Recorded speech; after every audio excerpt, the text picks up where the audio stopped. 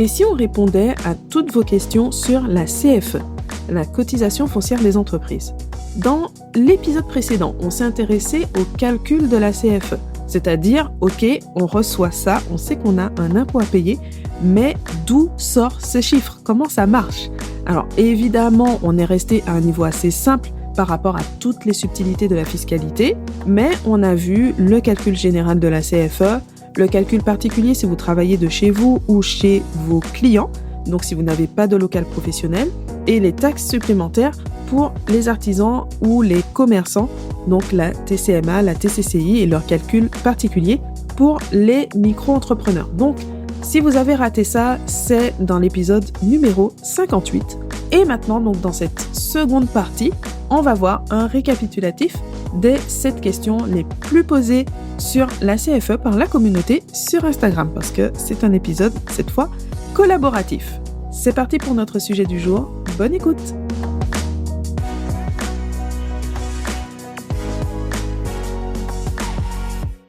On commence tout de suite avec la première question que j'ai beaucoup aimée parce que d'une manière générale, on est assez pragmatique, on subit les impôts de toute façon, on sait qu'on doit payer, on paye et puis voilà. Mais là, quelqu'un m'a demandé à quoi sert la CFE? Et c'est vrai, finalement, c'est une bonne question. Donc, on rappelle d'abord que la cotisation foncière des entreprises, c'est un impôt local qui est fixé au niveau de chaque commune ou plus généralement de chaque communauté de communes ou communauté d'agglomération. Donc, la pression fiscale est plus ou moins importante selon le lieu d'implantation parce que ça va être directement impacté par la gestion de la collectivité, bien sûr, mais aussi par sa politique, par ses besoins qui vont être différents selon la taille de la commune, selon son implantation géographique, selon son tissu fiscal, la taille de sa population, la richesse de cette population, le nombre d'entreprises, le type d'entreprise, etc. Donc tout ça, ça explique qu'il y ait autant de disparités au niveau du montant de la CFE d'une commune à une autre pour des entreprises a priori similaires, exactement comme c'est le cas pour la taxe d'habitation ou la taxe foncière. Alors, quant à savoir vraiment donc à quoi sert la CFE, c'est finalement la même question que pour tous les impôts. Les recettes fiscales vont servir à financer les dépenses publiques et ici, il s'agit plus précisément d'un mode de financement des collectivités locales et des chambres de métiers et chambres de commerce. D'une manière générale, on peut dire que cet effort va peser sur les particuliers avec la taxe d'habitation et la taxe foncière et sur les entreprises avec la cotisation foncière des entreprises. Et puis on a aussi la CVAE dont je ne parle pas trop, donc c'est la cotisation sur la valeur ajoutée des entreprises qui est associée à la cotisation foncière des entreprises, mais qui concerne des entreprises de plus grande taille, donc par rapport aux micro-entreprises. On peut être en micro et avoir de la CVAE, mais il faut avoir 152 500 € de chiffre d'affaires juste pour faire la déclaration et 500 000 € de chiffre d'affaires pour commencer à payer. Donc c'est pour ça que c'est un impôt que je n'aborde pas spécialement, mais puisqu'on parle de cette question du financement, donc avec ces différents impôts, voilà, ça c'est l'autre partie de cet impôt. Ensuite, deuxième question. Est-ce que je paie la CFE si je réalise moins de 5 000 € de chiffre d'affaires? Alors, j'ai eu plein de variantes pour cette question. Je n'ai pas encore de chiffre d'affaires, j'ai un tout petit chiffre d'affaires. Comment ça se passe? Donc, depuis 2019, les plus petites entreprises sont exonérées de CFE. Donc, en pratique, vous n'avez pas de CFE à payer si vous réalisez moins de 5 000 € de chiffre d'affaires. Par contre, attention à prendre en compte le bon chiffre. Il s'agit du chiffre d'affaires de l'année N-2. Donc pour la CFE 2023, il va falloir regarder le chiffre d'affaires que vous avez réalisé en 2021. Sauf si votre entreprise n'existait pas encore. Donc si vous l'avez créé en 2022, c'est le chiffre d'affaires 2022 qu'on va prendre en compte exceptionnellement. Deuxième chose à savoir, ce plafond de 5 000 € vaut pour une année entière. Donc il faut appliquer un prorata pour une création en cours d'année. Donc si par exemple, vous avez créé votre entreprise en avril 2021, le chiffre d'affaires maximum pour être exonéré de CFE, ça va pas être 5 000 €, on va prendre 9/12 de 5 000 €, donc ça fait 3 750 €. Donc vu le plafond, on voit bien que ça vise surtout les très petites entreprises en démarrage ou en activité complémentaire. Mais au moins, ça évite une situation qu'on pouvait retrouver avant avec vraiment de très petites activités et finalement tout partait dans la CFE. Donc voilà, c'était assez absurde. Ça évite ce souci. Il n'y a pas de délai particulier rattaché à cette exonération, donc à chaque fois que l'entreprise remplit la condition de chiffre d'affaires, elle bénéficie de l'exonération. Voilà. Pour plus de détails, j'ai abordé ce sujet dans l'épisode numéro 11, comment éviter de payer la CFE. Ensuite, troisième question. Est-ce que ça me concerne si je travaille de chez moi ou de chez mes clients? Oui, la CFE vous concerne même si vous n'avez pas de local professionnel. Simplement, le mode de calcul est différent. Puisqu'on ne peut pas se baser sur la valeur locative d'un quelconque local professionnel, on va appliquer une base minimum. Et cette base minimum, elle va être encore une fois fixée par chaque collectivité locale avec une limite, tout de même. La loi fixe un barème avec un maximum en fonction du chiffre d'affaires. Ce barème fonctionne avec des tranches très larges, moins de 10 000 euros, ensuite on passe à moins de 32 600 et on passe directement ensuite à moins de 100 000 euros. Et donc cette question, je vous renvoie à l'épisode précédent, l'épisode numéro 58, où on a abordé donc en détail le calcul de la CFE. Ensuite, question numéro 4. Peut-on être dispensé de payer la CFE? Alors, encore une fois, ça va nous ramener à l'épisode dont j'ai parlé, là, comment éviter la CFE, mais on va apporter des précisions que je n'avais pas détaillées dans l'autre épisode. Il existe différents types d'exonération de CFE. Parfois, on les classe entre exonération temporaire ou permanente. Là, on va faire un autre classement avec plutôt les grandes catégories de motifs qui donnent droit à cette exonération. Donc, premier type d'exonération, celles qui sont liées à la création ou au transfert d'un établissement. Donc, établissement, il faut comprendre la localisation d'une entreprise, en gros. Donc, la plus classique, ça va être tout simplement l'exonération de début d'activité, donc qui va correspondre à l'année civile de la création d'une entreprise. Cette année, elle ne paie pas de cotisation foncière des entreprises.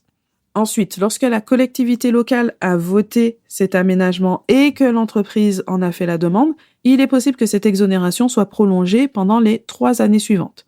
Donc ça, c'est pas mal. Et s'il s'agit plutôt d'un transfert, d'un déménagement, soit il n'y a pas d'incidence et la CFE continue à être appliquée dans les conditions habituelles, soit l'entreprise bénéficie de la réduction de 50% pour l'année concernée, mais en sachant que cette réduction ne s'applique pas sur la base minimum. Donc je pense que pour la plupart des auditeurs, de toute façon, ça ne changera rien. Vous allez continuer à payer la CFE, donc c'est juste après la base de calcul qui va changer par rapport à votre nouvelle adresse. Ensuite, donc les exonérations qui vont être liées à l'activité. Certaines activités bénéficient d'une exonération de CFE permanente. Ça va être le cas de la plupart des activités artisanales, donc de fabrication, réparation ou même prestation de services artisanales. Par contre, cette exonération est encadrée par la loi. Il ne suffit pas d'être enregistré en tant qu'artisan au registre national des entreprises ou anciennement au répertoire des métiers. L'administration fiscale considère que la CFE est due, par exemple, si l'entreprise spécule, entre guillemets, sur la matière, c'est-à-dire si le travail n'est pas prépondérant dans les tarifs appliqués. C'est vraiment une question de point de vue fiscal, hein. Donc, par exemple, l'activité de boulangerie, on peut être boulanger artisan boulanger plutôt, mais elle va être exclue de cette exonération. C'est pareil pour les activités qui vont être assimilées artisans, comme certaines branches de secrétariat, d'assistanat ou des activités de transport. Mais sauf que là, pour le transport, donc comme les taxis ou les VTC, ces activités ont leur propre exonération. Donc elles sont quand même exonérées sous condition, mais pas pour le motif d'être artisan. Par contre, toutes les activités de création, de fabrication d'objets artisanaux, donc tout ce qui va être couture, poterie, carterie, etc., là, ça va entrer parfaitement dans ce cadre d'exonération permanente de CFE. Ensuite, troisième type d'exonération, celles qui sont liées à la localisation de l'entreprise. On en parle moins, on n'y pense pas toujours, mais le lieu d'implantation de votre entreprise peut aussi jouer sur la fiscalité. Il existe différentes zones de fiscalité aménagées et elles ont une caractéristique commune, ça évolue souvent. Chaque dispositif va avoir ses propres conditions avec généralement une exonération pour maximum 5 ans. Mais après, il faut vraiment aller au cas par cas pour voir comment ça marche, quelles sont les conditions et quel est le bénéfice exact. On peut citer les quartiers prioritaires de la ville, QPV, les zones de revitalisation rurale, ZRR, les zones franchies urbaines, ZFU, ou encore les zones d'aide à finalité régionale, AFR.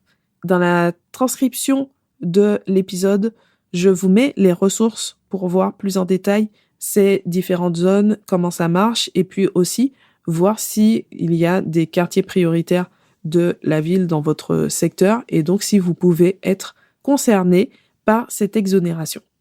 Ensuite, on passe donc à la 5e question. Pourquoi ma CFE augmente d'une année sur l'autre? Celle-là aussi, elle revient pas mal. Alors, les impôts locaux augmentent généralement chaque année de quelques pourcents. Donc, c'est normal de constater des hausses de la CFE. Par contre, si cette augmentation est brutale, il y a de quoi se poser effectivement quelques questions. Donc, parfois, ça va s'expliquer. Si, par exemple, l'année précédente, vous aviez la réduction de 50% sur la cotisation, donc en tant que deuxième année d'activité. Une fois qu'on supprime cette réduction, forcément, ça fait une augmentation d'au moins 50% de la CFE, donc ça fait une très grosse augmentation. Autre explication, la fiscalité locale a fortement augmenté, tout simplement. Ou bien vous avez déménagé, donc on n'est pas sur les mêmes bases, ou encore, souvent, ce qui fait une hausse brutale alors que, a priori, rien n'a changé, c'est que votre chiffre d'affaires de référence a augmenté et vous avez changé de tranche pour la cotisation minimum. Donc je rappelle qu'on regarde le chiffre d'affaires de N-2 et pas l'année précédente.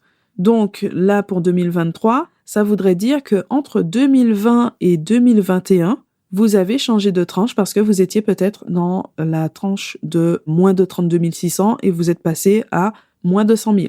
Donc tout ça, ce sont autant d'éléments à vérifier et si vous constatez une erreur ou si vous avez un doute, votre interlocuteur privilégié, ce sera votre service des impôts des entreprises. Ensuite, 6e question, je crois qu'on me réclame la CFE à tort ou trop de CFE, donc que faire? Donc une erreur, ça peut toujours arriver. Ok, c'est rare, heureusement, mais c'est bien pour ça qu'il faut toujours regarder ce qui se passe dans votre entreprise et j'insiste, j'ai l'impression de répéter ça tout le temps, mais qu'il faut bien comprendre les bases parce que c'est ça qui va vous permettre de détecter une éventuelle anomalie. Si vous ne savez pas comment ça marche, vous ne verrez pas que ce n'est pas normal. Donc la première chose à faire, ça va être d'identifier ce qui ne va pas. Une exonération qui a été oubliée, la mauvaise adresse qui a été taxée, le mauvais chiffre d'affaires qui a été pris en compte, etc.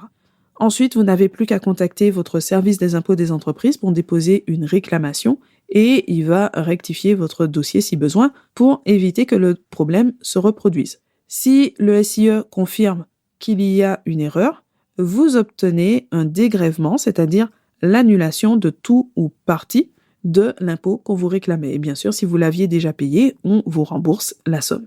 Ensuite, 7e question, on arrive presque à la fin déjà. Comment déclarer et payer la CFE? Là, il faut distinguer 2 démarches, la déclaration et le paiement. Au niveau déclaration, c'est assez simple puisqu'il n'y a qu'une démarche à réaliser au moment de la création d'entreprise. Il s'agit de la déclaration initiale, la 1447C, à déposer au plus tard le 31 décembre de l'année civile de la création. C'est d'ailleurs cette déclaration qui va vous permettre de demander les éventuelles exonérations auxquelles vous pourriez avoir droit. Et de toute façon, elle est obligatoire. Vous pouvez même recevoir une amende de 150 € si vous ne la déposez pas. Donc, pour ce que ça coûte, faites-le. Il faut aussi penser à en déposer une nouvelle en cas de déménagement. Alors, je n'entre pas dans toutes les conditions, toutes les subtilités, mais il faut avoir ça en tête, que changement d'adresse égale généralement nouvelle déclaration à déposer. Ensuite, chaque année, vous devez vous rendre sur votre espace professionnel du site des impôts pour consulter votre avis, qui est disponible début novembre, en général un peu avant le 15 novembre, et le payer donc au plus tard le 15 décembre. Vous pouvez aussi opter pour la mensualisation pour répartir l'effort sur l'année plutôt que de sortir une grosse somme pile poil pendant la période des fêtes. Parce que soyons clairs, ça ne fait jamais plaisir et ça tombe toujours mal, même si on sait que ça va arriver. Voilà, c'est bien d'anticiper et même de lisser comme ça passe mieux. Et ça nous amène à une autre question récurrente aussi.